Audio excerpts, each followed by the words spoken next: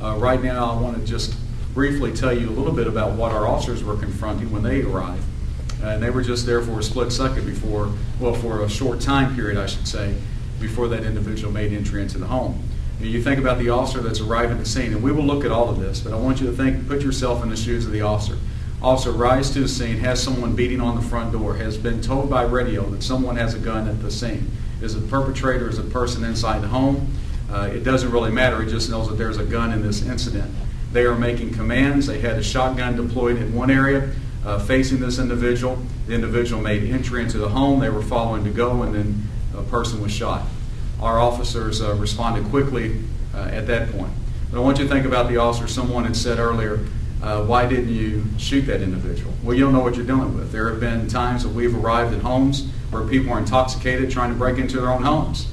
We've had a lot of things. So the officer has to determine that it's a threat originally. And then also think about this.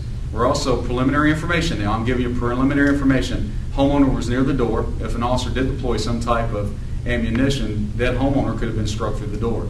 A lot of things that officers are having to think about in a few seconds or a few minutes. So I want you to remember that as you report this, but also you have my word that we will look in all facets of this. If there's something that we can do to better train our officers, we will do that, but policing is complicated, and it's very complicated when you only have less than a few minutes, probably seconds, to make a decision involving the life of another human being and issues that are going there, especially when you're being told that dispatch there's a weapon involved somewhere.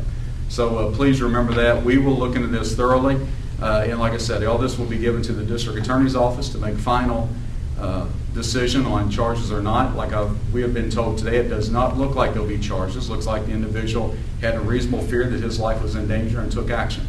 But that's something that will be decided forthwith.